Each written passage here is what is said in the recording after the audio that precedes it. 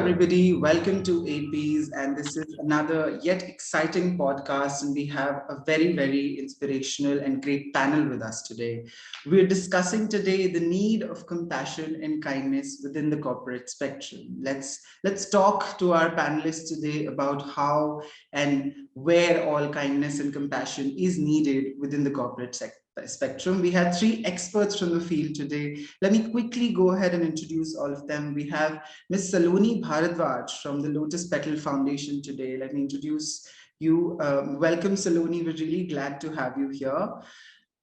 So about Saloni a little bit, she is the co-founder and chief transformation officer of Lotus Petal Foundation with over 20 years of experience in the media and print media sector. She's a writer, journalist, and also she's graduated from University of Sheffield, UK.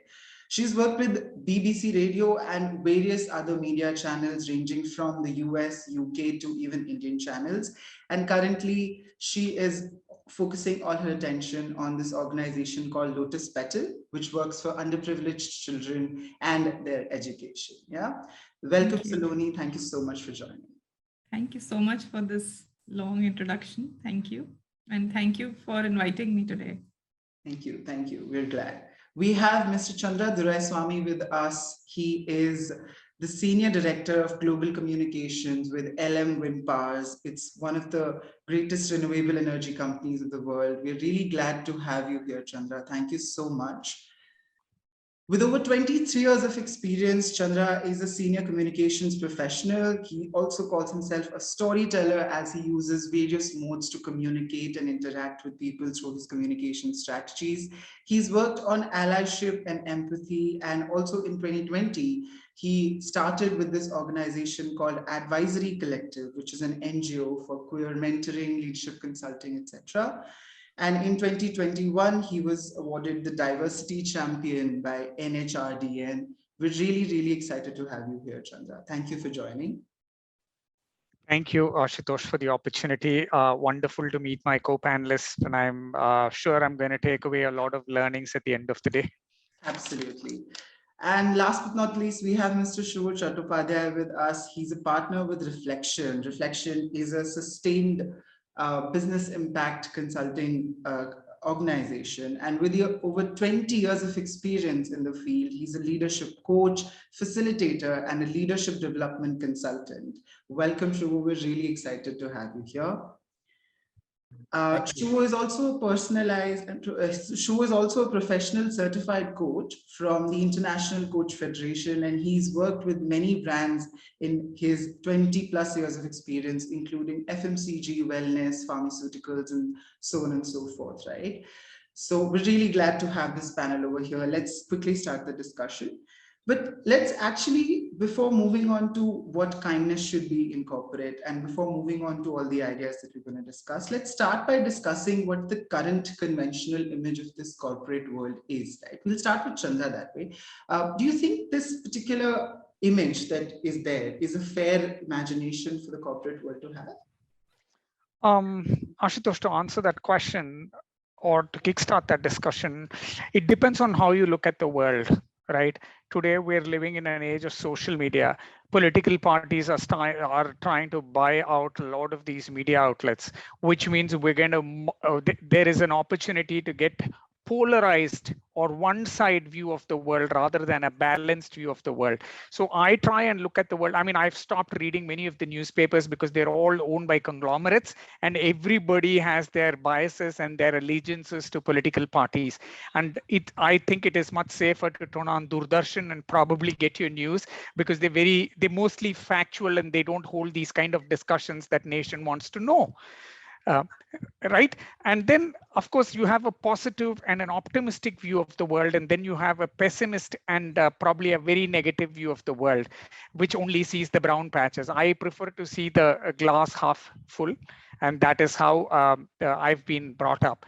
But let's remember the entire capitalistic model, right, was built for profit making. It was not built for charity.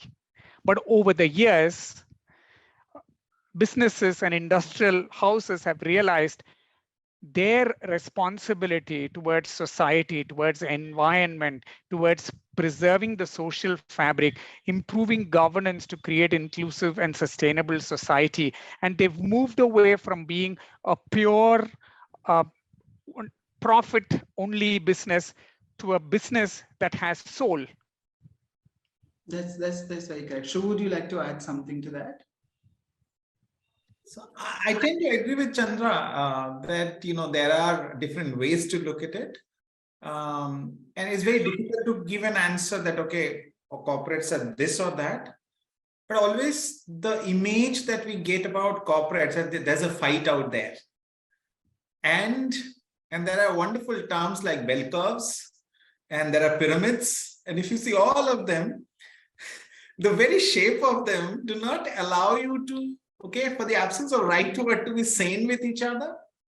And when we stop staying sane with each other, what comes is not very nice. And we also find it difficult to put an and between competition and compassion. That's very true. We always look at it as an either or. And I think, as Chandra was saying, that probably what the idea of success is in corporate is one-sided and it is lopsided. So so that's what I think. So Saloni, when we exactly talk about this social fabric and the need of including this social fabric within corporates, we see that there's a huge role from the young entrepreneurs to begin with, right? Say there are so many people who are starting their organizations, building new initiatives and ventures, which bring exactly people closer to this social fabric that we're talking about. What do you think is the role of these young entrepreneurs, Saloni? What would you like to highlight through these young entrepreneurs in the social fabric? I think it's really a very interesting time to be in your 20s right now. Actually, I'm sure both Suva and Chandra are from that generation where 20s was more stressful because you were worried about your first job, paying off your debt and loan and taking care of your parents and spending money for your siblings or extended families' weddings, right? And I think right now, I'm not saying, a lot of good decisions from the generations above the 20s generation, has helped the youth right now think differently. Even if they want to work in a corporate, they will probably see what kind of good objectives are there in the portfolio of the corporate, whether it is environment, sustainable, education, do they engage in CSR? Is this organization producing items that are, leaving more carbon footprints than actually giving to me something? So I think the millennials or the XYZ generation has the good fortune of making that choice and selection. The choice and selection of picking up courses to study, which can create a better impact and even jobs. So that is one good cushion. Second, I also feel all the young entrepreneurs that are coming up, they're also picking up areas of expansion which can actually give back in a better fashion. They may have cruel work hours because of the nature and demand of the temperament, just the landscape is such. But I do definitely feel that there is still some kind of thinking of flexi hours or more women in certain places, or let's recycle or let's upcycle, or there are certain kind of very young and contemporary thought processes that are being inbuilt into or how much some of them, if they are in a paper or printing card agencies, I'm just giving you an example, they probably will commit to taking care of a forest land somewhere, just giving you an example. So that kind of compassion, the business is there. And but of course there is a lot of numbers that they have to crunch in the end, and those pressures of survival and the VC pressures are on them. But having said that, I definitely think there is a big shift and maturity in the business spectrum. Of course, it goes up and down depending upon how the market is evolving, but I definitely think there is a good heart developing, emerging in all age groups. And even the ones who are retiring from the corporates want to give back. They want to give back their time or their money or their skills to nonprofits, or to spend time in a way which can actually enlighten the community where they're around. That's an insightful thought to begin with. So, talking about the shift, Chandra, as Saloni mentioned, where do you see the shift going from like a profit revenue centric to maybe a compassionate, more empathetic corporate world? Would you like to comment on that? Yeah, I mean, when you see today's generation, the Gen Zs, as they call, right, they always want to find purpose in what they do. Every activity of theirs, they probably think. The earlier generation probably had to do a timetable in the sense when you're in your 20s, you need to do this. When you're in your 30s, you need to have married, you need to get a child, you need to have a house. So we were just following a timetable. This generation has said, you know what, I'm not going to follow this timetable. Just like how my curriculum in the college or in the school allows me to pick subjects from everywhere and put together my own degrees and my own specialty. So people have decided to do that. Some time ago, our finance minister, Mrs. Nirmala Sitharaman, came down heavily saying that the today's generation is not consuming as much. That is actually causing the economy not to grow. And sometimes I look at the good side as well. Why do you want everybody to consume? If you're going to get the appetite of the Indian population so high, we'll consume the planet in few seconds, right? We don't want to build that appetite. But then if you look at the flip side of it, right, there's so much good that comes from living a minimalist life. People don't want to own assets. People want to rent. People want to recycle. People want to upcycle. Recently, I want to talk about another wonderful initiative. A bunch of youngsters came and said, we want to care for people, our senior citizens, the Goodfellow startup that the Tatas have decided to fund, right? What a wonderful initiative for youngsters to think about elders in their homes, elders in the society, and they already know that they're also going to make a full circle. They're going to get there, but they're trying to prepare the ground, make the society kind, inclusive, and welcoming for everybody. That's a great thought to start with in terms of introducing or imbibing kindness within the workforce, from the workforce to the people largely, right? Shuvo, on the idea of this particular workforce in accepting and adopting kindness as a virtue to work, what do you think is required there? What do you think? How can we move towards like a corporate world that is much kinder in nature? So I will take it from where Chandra finished. Chandra said that, okay, new generation is looking for more. Yes.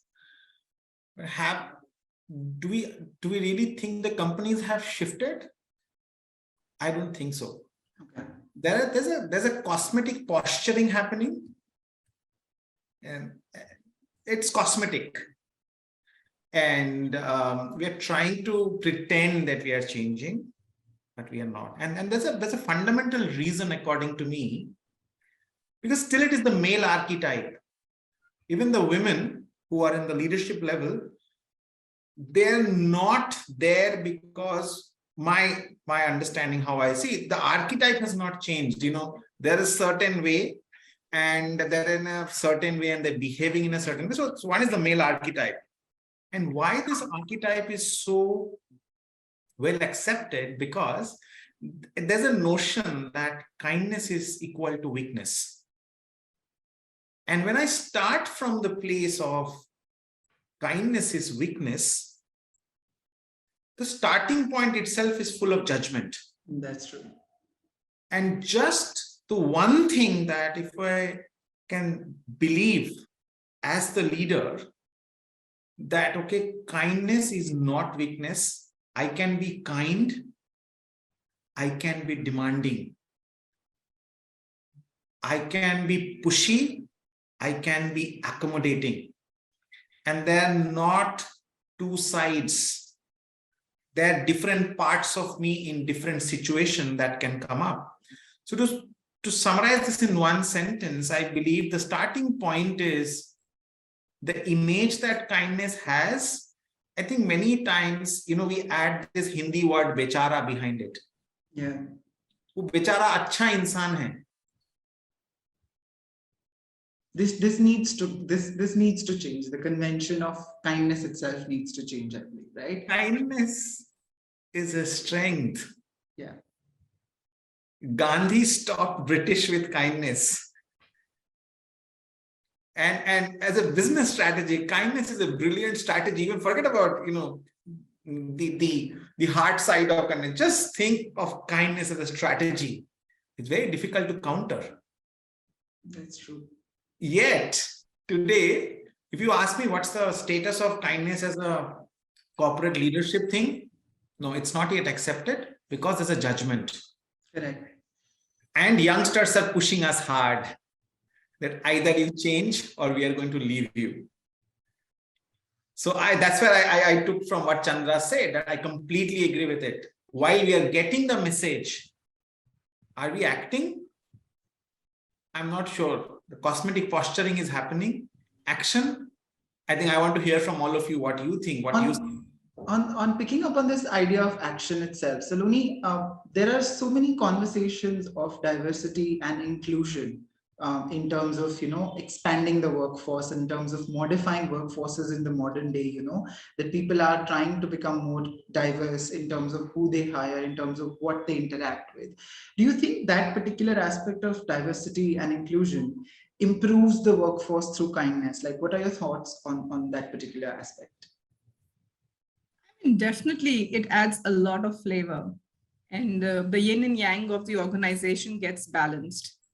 And of course, if you have a good balance, everything thrives. However, just by having a particular gender in the workforce and not giving an opportunity to express themselves at the right forums, Correct. I think this is something which is a huge cause of my concern. I think we definitely have seen that I just dislike using this word, quote unquote, the token representation, that is fulfilled. But, and sometimes even in the key positions, you have to have the gender. But as the pyramid goes, in that the position has to be also made. And how are you listening to them? And are they getting a fair chance to express? And also the people around the table, how are they perceiving that gender? Because, I read a fantastic book recently, Equal Yet Different, by Miss Bhoglanita Bhogle, and it's just that men are not conspiring to be against you. And it's just how it's in our system.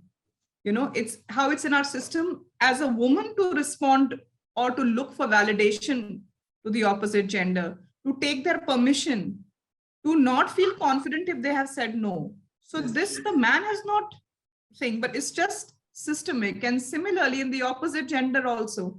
So what I'm saying is that, of course, numbers and percentage and balance and all of that is good, but till we do not have a cultural cleansing or awareness or roles where adequately you are asked, you are requested to express, and that expression is accepted, I think it's all, as Suva said, cosmetic. That's true, very true. Chandra, in this particular regard, where do you see diversity and inclusion as an aspect to bringing kindness to the workforce? Do you see them as related, or how do they work for you?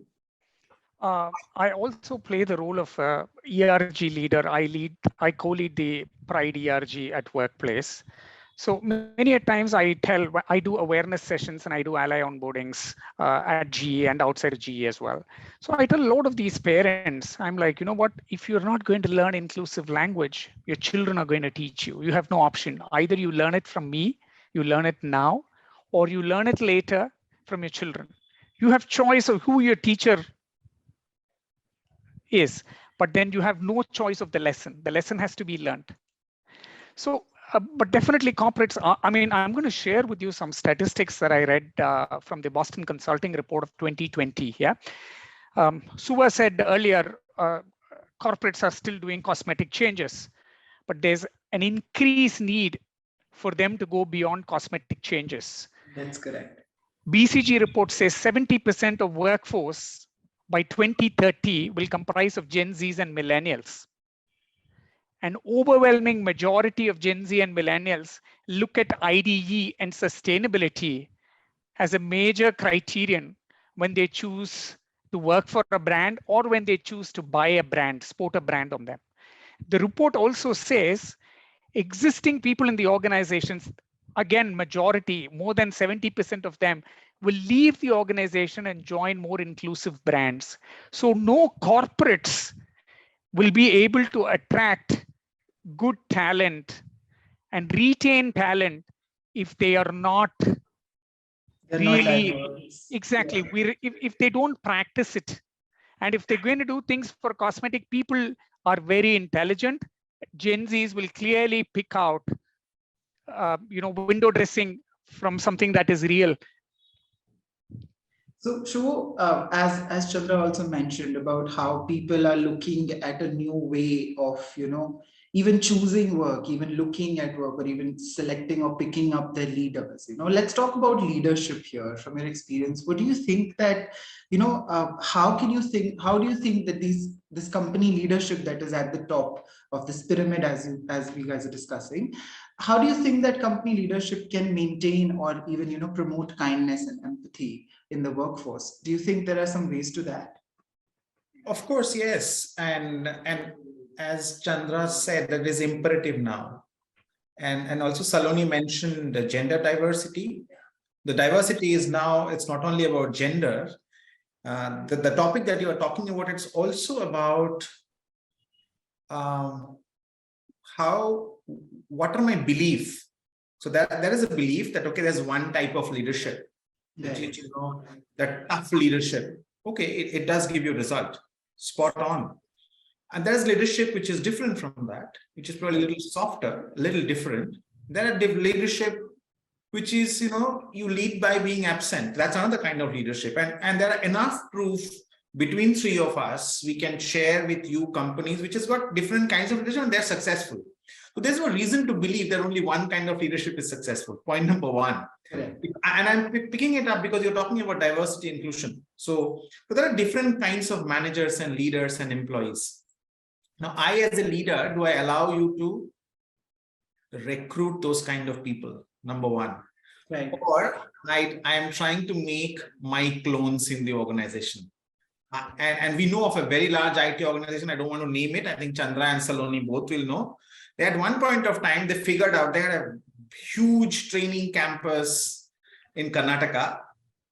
And they figured out and they said, okay, we now know what works with this company.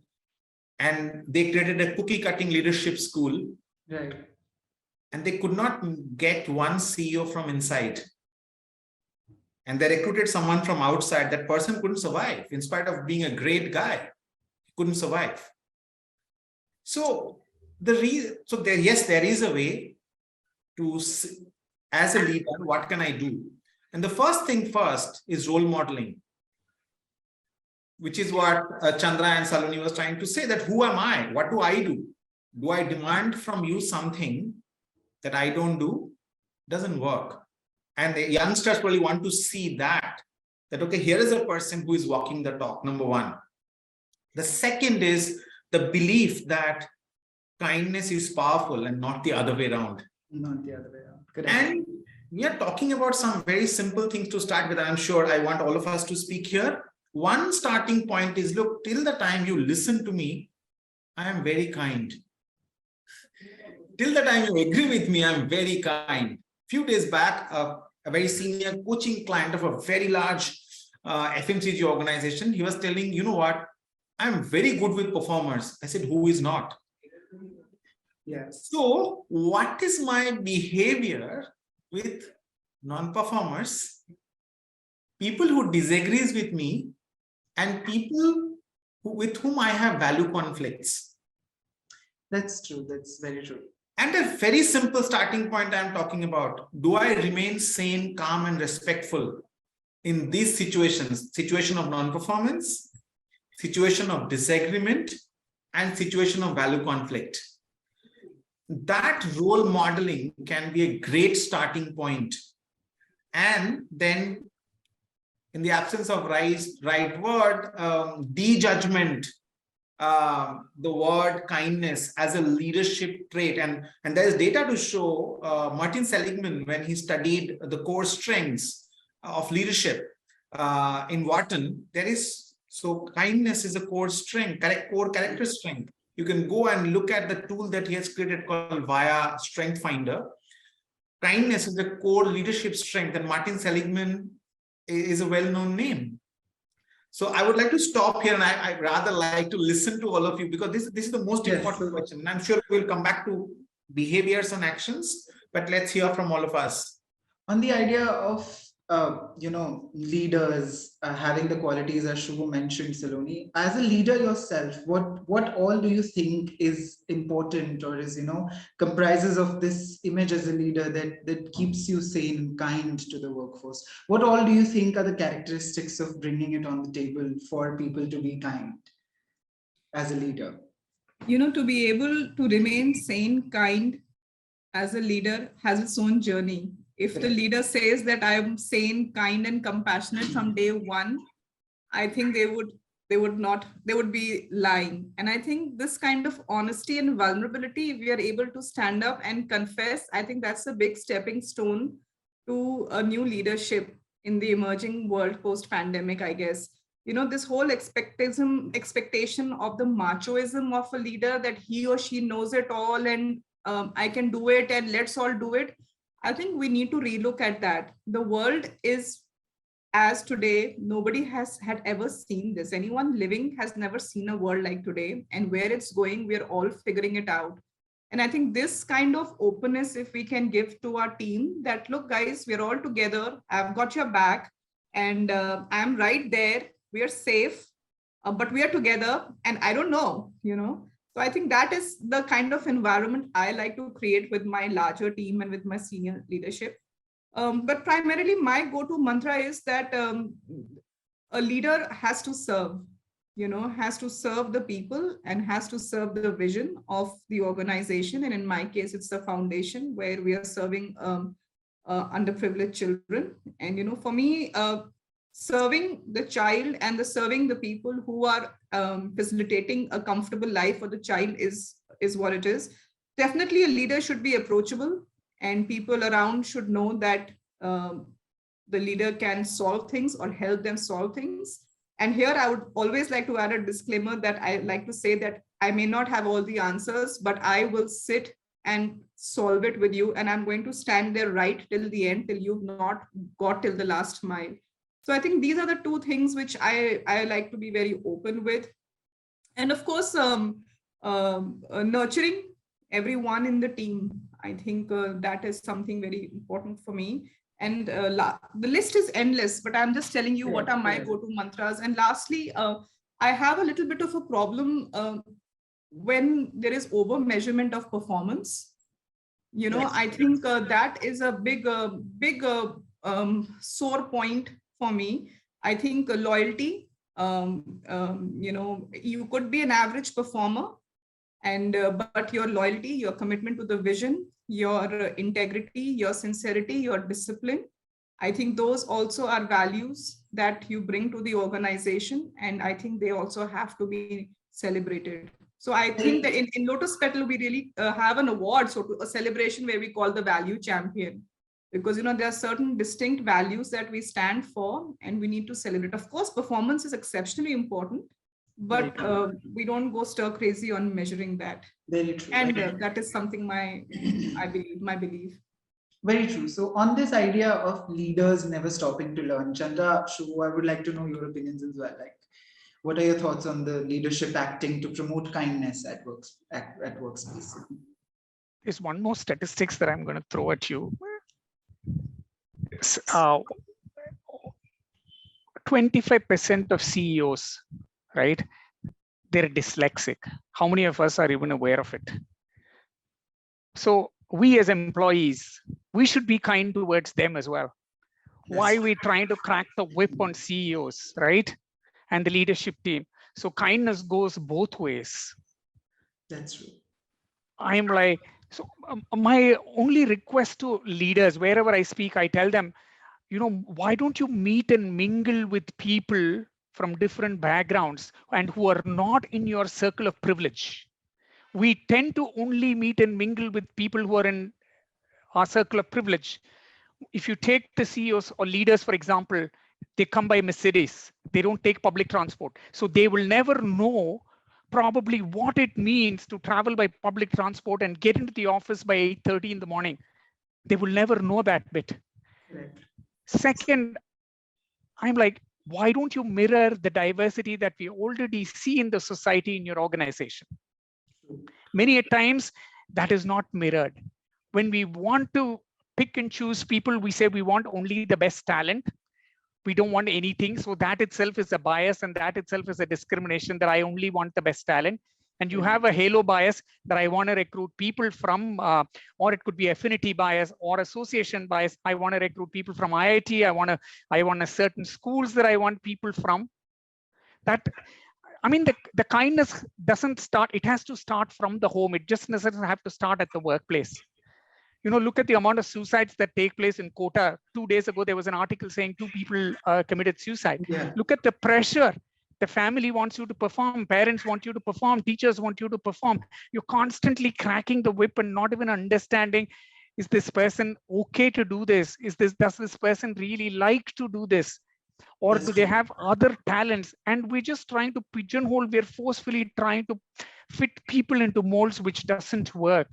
And we should also be happy to let go of people or move people from one department to another if they're good at something else. And just because you like somebody, just don't, you know, put all your arms around them. Then you're not letting them breathe. Correct, correct. I hope, Shubho, you're smiling in agreement with Chandra on this. Any thoughts you'd like to add to this particular? I think I see what Saloni and Chandra, I know the intensity, and I think the intensity is coming from their experience. Yeah. And I really like what Saloni said, that, you know, what is this performance all about? So she spoke about performance measure. My question, I will go a step ahead and say, what does performance really constitute? When you say a company is successful, are we talking about the balance sheet, the shareholder return?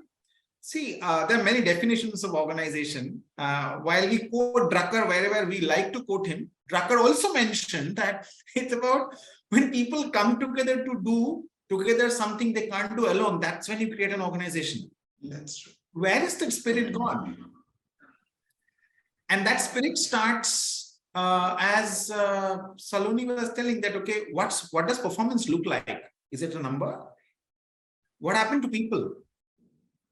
And how long's performance is a performance? Like if you look at good to great, the companies that are listed in that book, some of the companies have been sold. So at that time, they were great.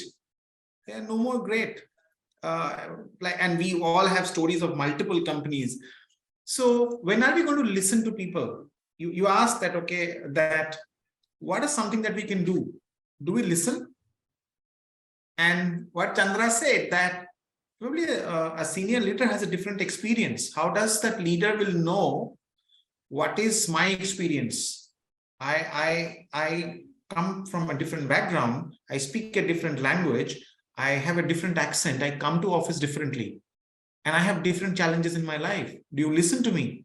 So I think the first step of kindness, if you ask me, see, we use these words, empathy, compassion, but these are big words, but what is that one action?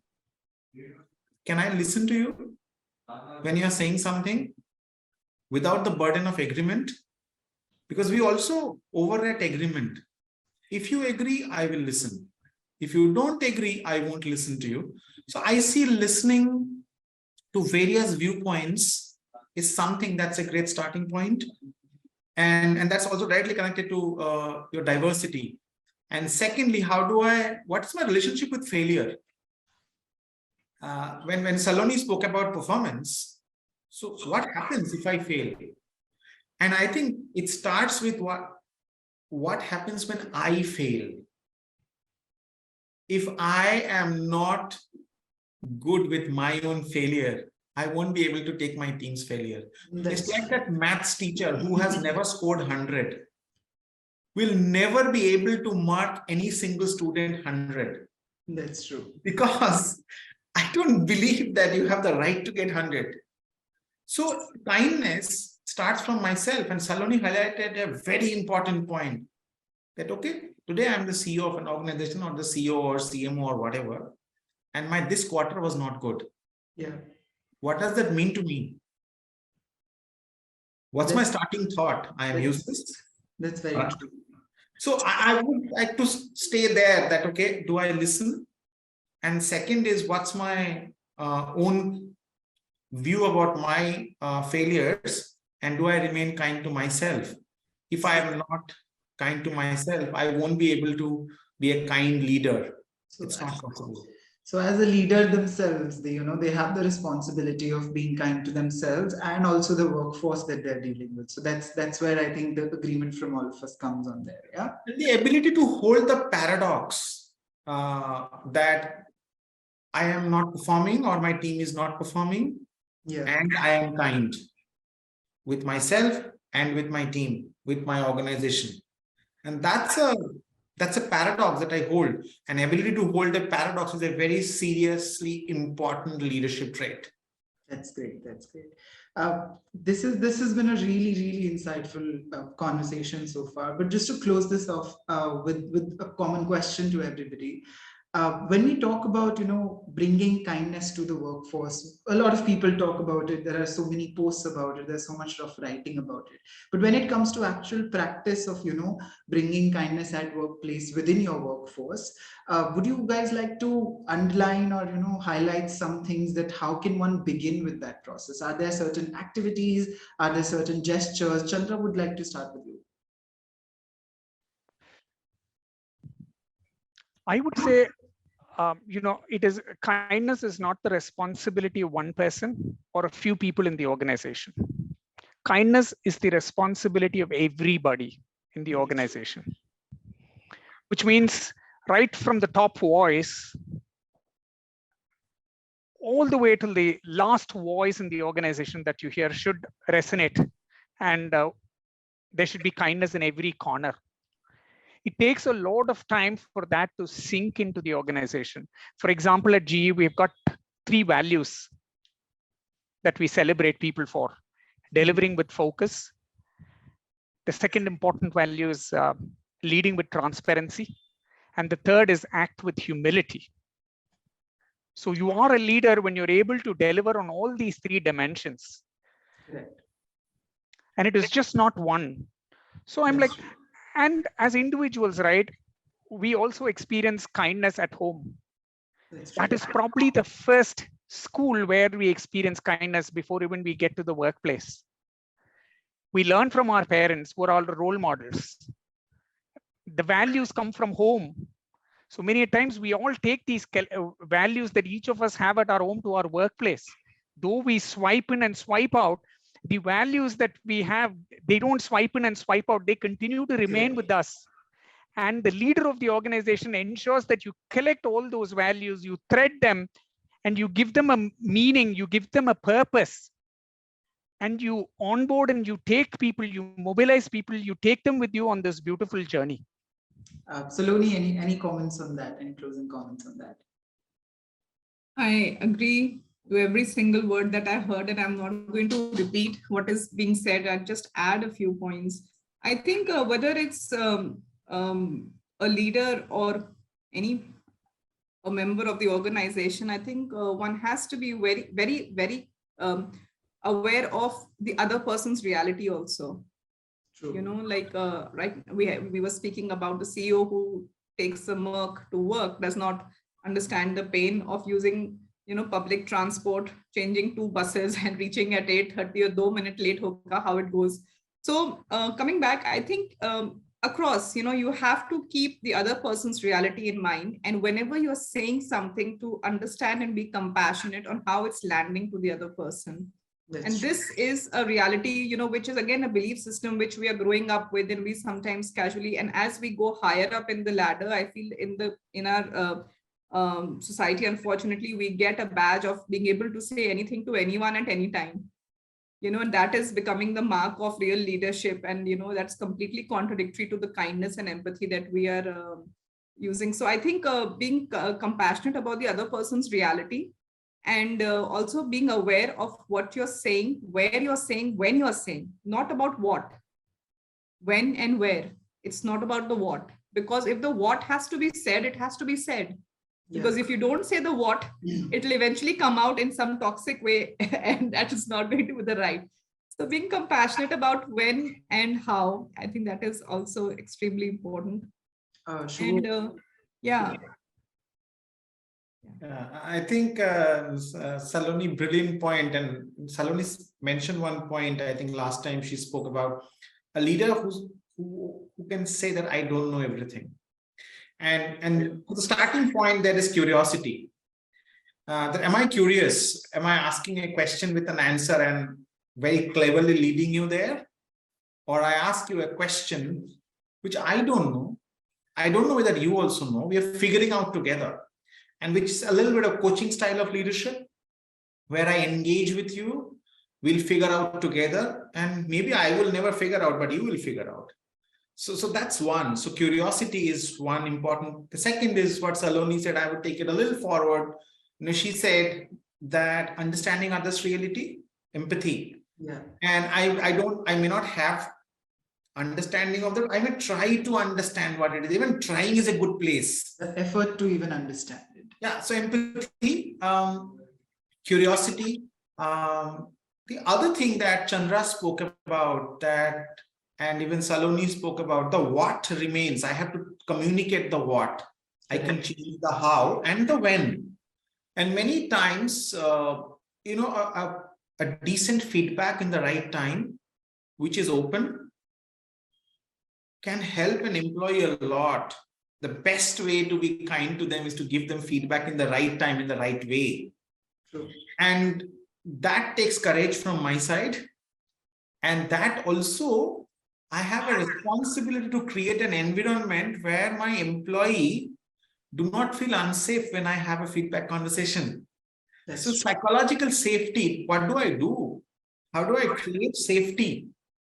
Where if you are my boss and if you call me to your cabin, I don't feel unsafe. I don't feel unsafe to disagree with you. Yeah, that safety as a leader is what is the root of this kindness. So, because as an employee, if I'm able to trust my leader, that's where all kind things begin, right? That's where all compassionate things, as we all agreed, begin. Yeah. So trust when I disagree with you. Trust when I am not performing. Trust when I'm scared. And if you as my leader are able to create this, and how do I create this? I create it by listening to you, by demonstrating that I can listen to you even when I don't agree with you. Correct.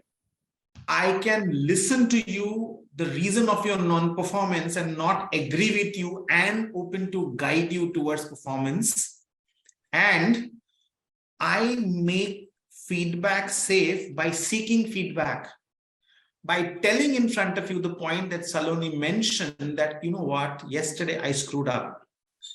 So rather than telling you have to be vulnerable, I am vulnerable. That's by it. telling, you know what, I have screwed up. And Okay. also yesterday's discussion with you, I think I was slightly off the mark. I'm really sorry for that. And these are the behaviors and not wishes. This is something that a camera can observe. When we say behavior, it is something that a camera can observe. And these small, tiny behaviors can create a spiral which can snowball into a kindness rush in an organization. That's really important.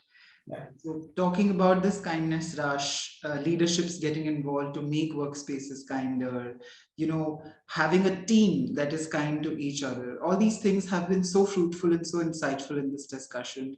I really don't want to stop it, but I think we reached to the end of this discussion. Thank you so much for joining, everybody. Saloni, it's been a great pleasure talking to you about how you are leading an organization that's wonderfully doing such inspirational work. Suva, your consultation and your experience in leadership consulting shows through how you want to make the workspace kinder. And Chandra, about diversity and inclusion, we've really learned a lot from you today within this discussion. So wrapping it up with that thought, thank you so much for joining, everybody. And to our audience, please keep following aidbees and keep following these podcasts.